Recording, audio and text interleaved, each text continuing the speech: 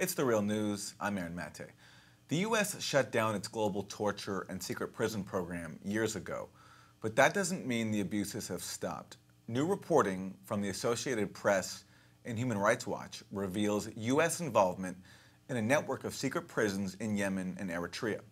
The prisons are run by local forces and the UAE, a key member of the Saudi-led coalition that is bombing Yemen. Hundreds of prisoners have been disappeared into the prisons, where torture is said to be extreme. U.S. officials have carried out interrogations at these sites, a potential violation of international law.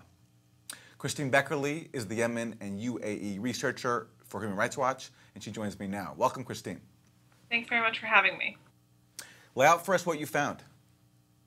So the report that came out today is kind of a product of about 6 months of research by myself and my colleagues, looking at, particularly in Aden and Hadramaut governorates in southern and eastern Yemen, allegations, and what we found were facts of arbitrary detentions, forced disappearances, torture, abuse by UAE-backed Yemeni forces.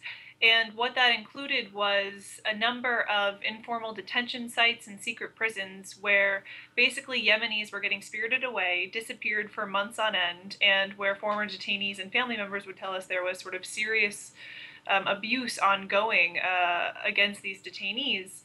So that, on top of the AP's reporting, which I think was really, really great work by Maggie Michael, in terms of what the U.S. is doing, and that the U.S. has a role in this, that the U.S. itself has interrogated people in Yemen, been cooperating closely with the UAE in these campaigns, again, exactly where we found this kind of grotesque abuse, is very, very concerning on a number of levels. And like you said, it reminds us of some of the worst abuses we saw 10, 15 years ago. And this is today. And the concern is, are we going to see people really investigate and take action against what is basically allegations that one of the U.S.'s key counterterror partners is implicated in serious violations of international law? Before we get into the legal implications that you raise here, let's speak more about the allegations. The AP report cites a detainee who was held at the Riyadh airport in the southern city of Mukalla. And former inmates there described, I'm reading from the AP here, described being crammed into shipping containers, smeared with feces, and blindfolded for weeks on end. They said they were beaten, trussed up on the grill, and sexually assaulted. And the grill actually is something that resembles a spit, as I understand? So basically what the AP reported was that the way it worked was people were trussed up and then put over extreme temperatures or fire. And I mean, I think any human hearing that would be appalled, to say the least. But it's sort of on top of these things. We also heard from former detainees about the use of electric shocks, caning on feet, threats against individuals or their family members, forced nudity, sleep deprivation, horrendous conditions. So it runs the gamut of different ways in which you can abuse or torture detainees that you hear from people who were held either in the airport or in other detention facilities. And that's sort of one piece of the puzzle. And I mean, it's obviously a very, very horrible piece of the puzzle. On top of that, you also just have families being ripped apart, whereby men and boys, we documented cases of kids being taken away, are arrested in the middle of the night, often abused, and then taken nobody knows where, and then family members spend weeks, if not months, trying to figure out just where their loved ones are. And then they hear these stories about this horrible abuse in these detention facilities. And I think one of the things that probably will always stick with me is during the month of Ramadan, it's kind of traditional in many places to release detainees. And over the last few weeks, we've been getting messages over and over again from family members asking us, will their sons be released? Will they find out even if or where their brothers are being held, or if they're okay, or if they've died, and who knows what. And one of the things that we've been pushing, and certainly push in our piece, is that as a first step, what the UAE and the Yemeni forces involved should be doing is letting people know at least where their loved ones are being held. And then, of course, giving people access to these detention facilities, because you hear these stories of abuse, And then you also layer onto that that nobody really has access to these sites to go and monitor conditions of detention. And I mean, it basically all adds up to a very, very grim picture. Yeah, according to the AP, we're talking about at least 18 secret sites in Yemen and up to 2,000 prisoners that have disappeared. Let's talk more about the UAE and the U.S. Now, the UAE said in response to the AP piece that there are no secret prisons in Yemen and no torture, no interrogations going on.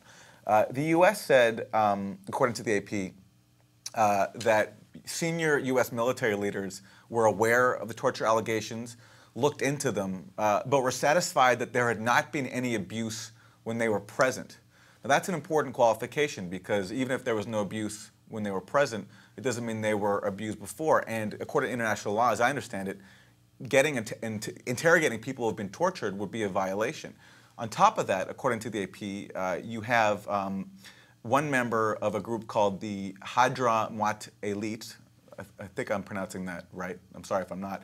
A Yemeni security force that was set up by the UAE. That member said American forces were at times only yards away. Yeah, so I mean, basically, how can I put this best? It would kind of beggar belief that the U.S. would not be aware of these allegations and of the abuse, given the fact that, I mean, it's publicly reported and U.S. officials have stated even before today that they're working very, very closely with the UAE in counterterror efforts against AQAP in Yemen. And so you have reporting that the UAE and U.S. are conducting joint raids, including the raid in January that we actually investigated and found likely or raised concerns that the U.S. may have violated the laws of war even there too, because the raid killed tons of civilians, including 9 kids. But we also knew and know that the U.S. was working very closely with the UAE in Mukalla, again, the place where some of these secret detention sites exist and where many of the abuse, some of the worst abuses, have been documented.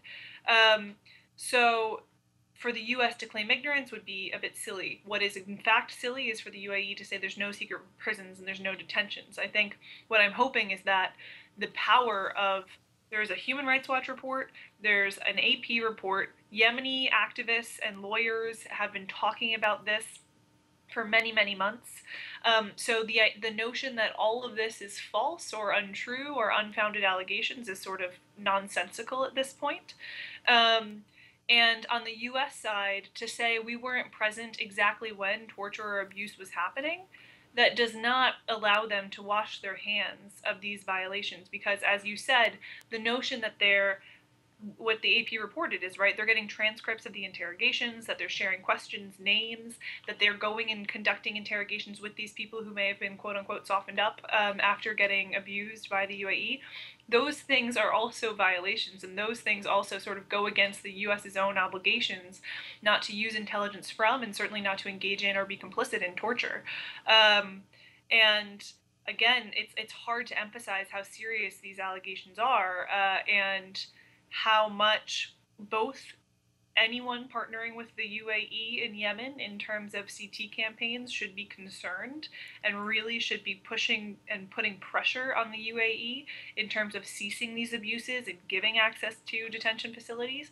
But on the US side, I think the US needs to take a good hard look at what it's doing in Yemen, because now you've got it potentially complicit or potentially aiding and abetting UAE abuses in the CT campaign against AQAP, and they've already for 2.5 years been putting themselves at legal risk of being complicit in Saudi violations or the Saudi-led coalition violations against the Houthis. So it's really just because they've been selling Saudi Arabia weapons and also helping them with bombing operations. Yeah, so it's basically they've been selling them weapons, they've been refueling their jets on bombing missions, they've said that they've been sharing intel, they had officers based in Riyadh. I mean, the U.S. itself is a party to that conflict against the Houthis and allies of former President Ali Abdullah Saleh. So, and we just saw President Trump go to Saudi and say, okay, here's another 110 billion worth of deals, however you want to cut it. That's not a particularly good signal. So yeah, so I think basically the kind of punchline is, okay, U.S., what in fact are your aims in Yemen? What are you trying to achieve? And at what point do you say the people that we are partnering with are committing gross abuses, and we ourselves are potentially complicit in aiding and abetting those abuses due to our role and support to those partners?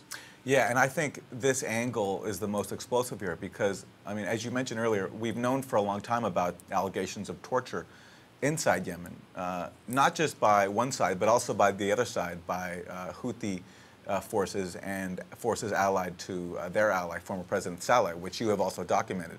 But here you have the U.S. taking part in interrogations of people who may have been tortured. And I'm wondering if that allegation is true, could this be seen just basically as a continuation of the old secret torture program, just under a different rubric? I think one of the things, it's actually funny. When I was in law school, I had done some work on what's called proxy detention, which is when the U.S. partners with an allied force in terms of carrying out either joint interrogations or gleaning intelligence from interrogations. And what we were looking at was, even under sort of the Obama years, whether or not the U.S. was engaging in proxy detention and sort of benefiting from abusive detainees. And I think what's particularly troubling about these allegations is, again, they're not alien to an American audience, right? Like, we've heard these stories before. The hope was that these stories wouldn't happen again and they'd be done and sort of ended. But the problem is, if you have a CIA torture program, as the US did, and then you don't hold officials involved in that program accountable, and you don't sort of have an actual reckoning about what that means, then it's very hard to say that these abuses are going to stop. And that's the reason why accountability and prosecutions and these sorts of things and transparency are so important, because it makes it more difficult for abuses to be repeated. But now we're seeing sort of the first bits of evidence that the U.S. is once again partnering with forces, certainly, who are engaged in pretty grotesque abuses of detainees in sort of the name of counterterrorism. And I think there's probably still a lot to be uncovered in terms of what in fact is going on in Yemen, what in fact the U.S. role is, what in fact the role of any others might be. And yeah, I mean, I guess I'll leave it at that, with just sort of the final statement that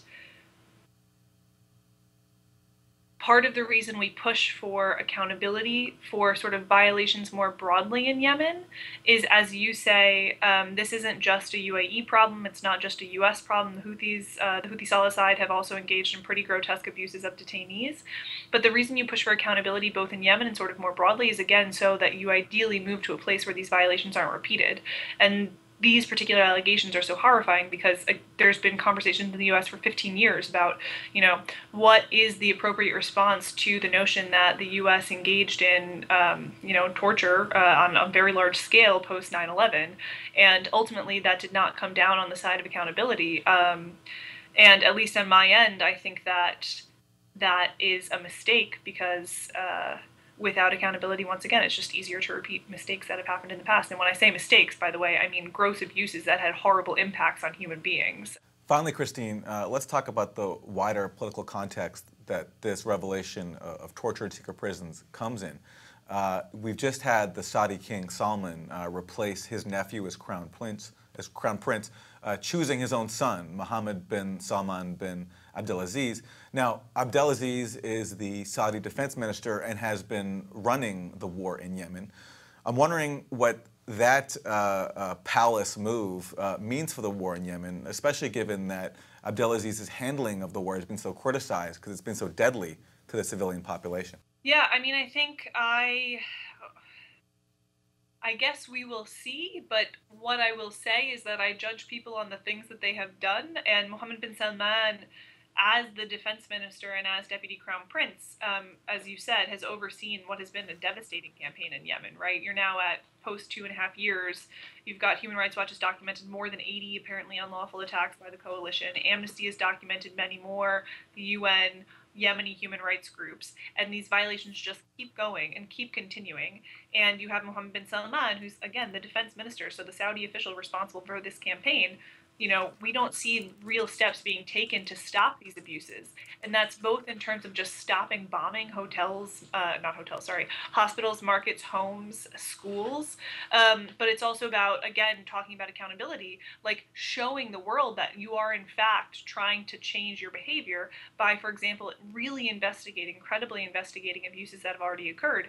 But instead, what the coalition has done is sort of create this investigative body that is incredibly non-transparent, basically whitewashes what the coalition does and has findings drastically different than a variety of different international organizations. So you take that person that we've seen for 2.5 years oversee a campaign in Yemen that has devastated the country and contributed to the world's largest humanitarian crisis, and you say, here's more power. And it's very hard to look at that and say, okay, this is going to be good for Yemen. So the question now becomes, okay, Mohammed bin Salman, you've got this extra power, you've got this new position. Are you going to take this as an opportunity to turn over a new leaf and sort of commit to rights reforms and end the abuses? Or are we going to see the abuses continue in a different way?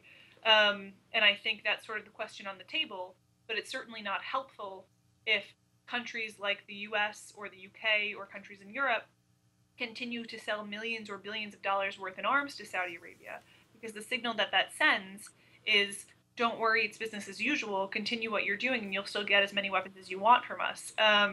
So I think, or what I would urge, that leaders sort of across the world do in this moment where Mohammed bin Salman is taking on this new authority is that they push him very specifically and directly on the war in Yemen and make clear that enough is enough, and they'll take steps to make it sort of obvious that they are not on board with continuing war crimes by the Saudi-led coalition. And one of the ways in which they could do that would be by ceasing the sale of arms until the Saudis sort of clean up their act and credibly investigate. But I think, again, it sort of remains to be seen what this may or may not mean for Yemen. But what is certainly true is that Mohammed bin Salman has had a central role on the Saudi side in terms of what has been, once again, sort of a catastrophic war for the country and for Yemeni civilians. And just to underline how catastrophic it is, you have this cholera outbreak where a child in Yemen is being infected every 35 seconds. The death toll is over 1,000 now, and of course, there's the ongoing risk of famine. I want to thank my guest, Kristine Beckerle, Yemen and UAE researcher for Human Rights Watch. Kristine, thank you. Thank you very much. And thank you for joining us on The Real News.